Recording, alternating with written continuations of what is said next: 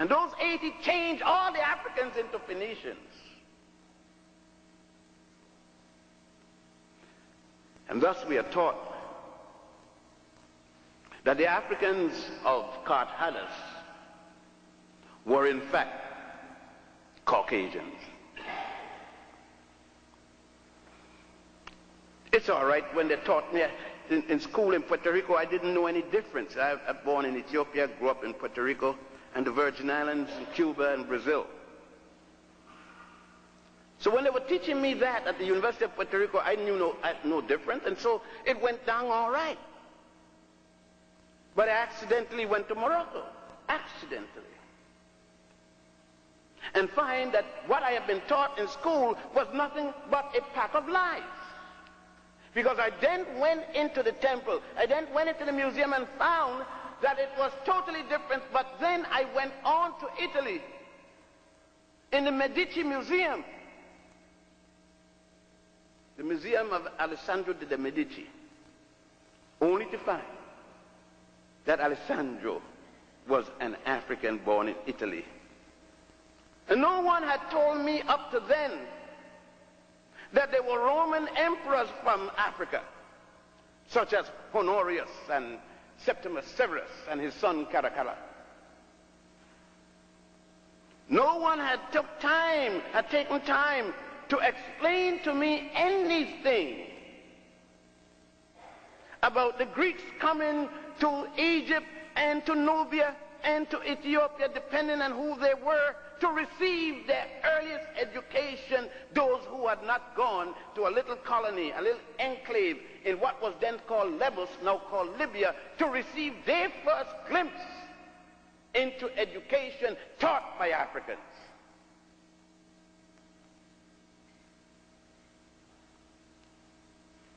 Well, having gone the route of civil engineering and with a bachelor's and then master's in architectural engineering, you would think that I should be satisfied at that point.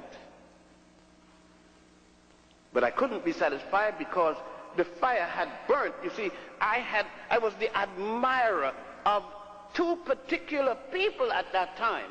One called Booker T. Washington, and one called Marcus Garvey.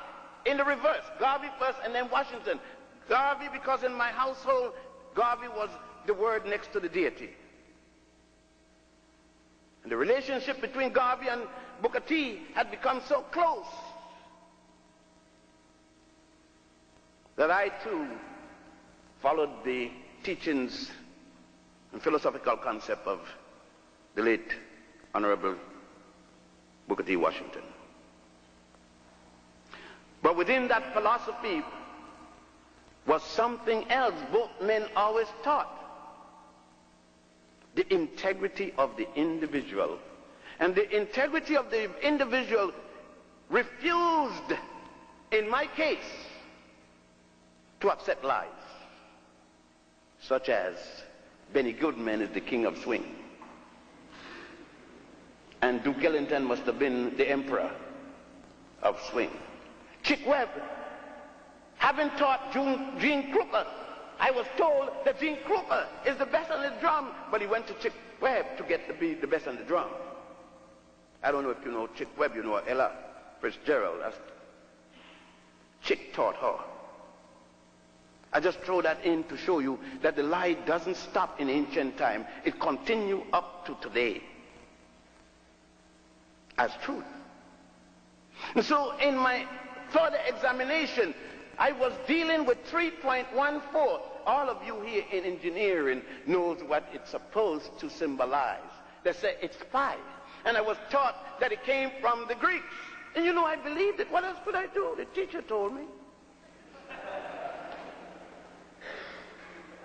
And then when I went to Ethiopia and to Egypt and to Nubia, in the ancient records of the ancient Africans of the Nile Valley Africans, there was pi being used 2,000 years before there was such a place as Greece. The first writer of Greece that brought Greece into civilization, because they said the demarcation between uncivilized and civilized have to do with the time when you start writing history. they call it. Prehistoric and historic. And Homer is the Greek first writer. And Homer said that even the concept of God, Zeus and Apollo, came from Ethiopia. So when you get in the Greek fraternities and sororities, just remember what Homer said. You must have dealt with the Iliad and the Odyssey by now. But again, I understand.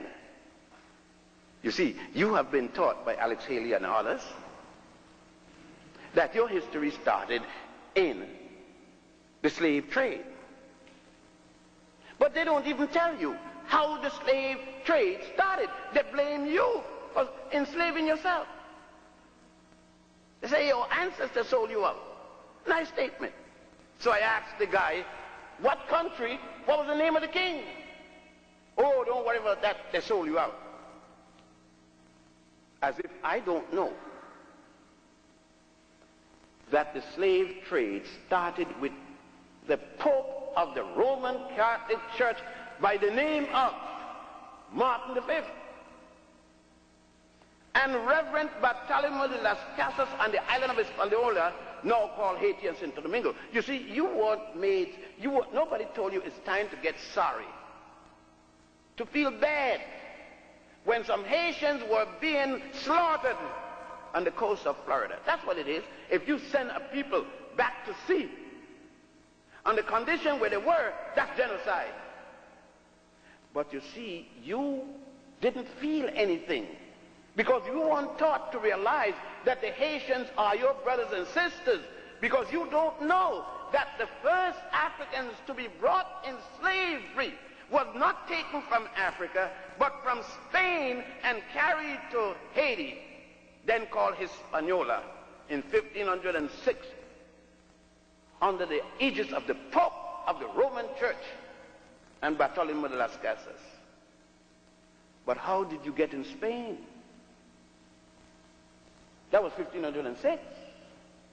But you went into Spain, which was then called Iberia, Spain and Portugal and southern France, as conquerors yourself in 711, under the leadership of Tariq,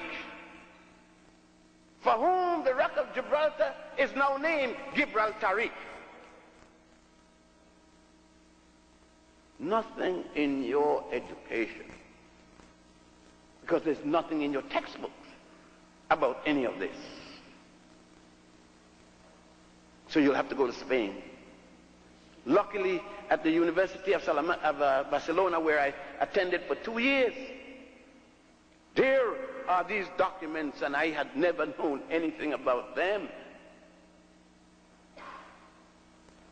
I hadn't known that the Africans called Moors had ruled Spain from 711 until 1485. The last of them losing power at a place called Granada. I was always wondering, why is it that 90% of all the songs coming out of Spain was singing to La Morena, the black woman? So how come in this country 90% of all the songs, the records, the tapes, everything is La Morena this and La Morena that? It is when I went there I found out La Morena raised hell in Spain. She's still raising hell in Montgomery, Alabama, and in Tuskegee, Alabama, and in Tuskegee Institute. I could look around and see her.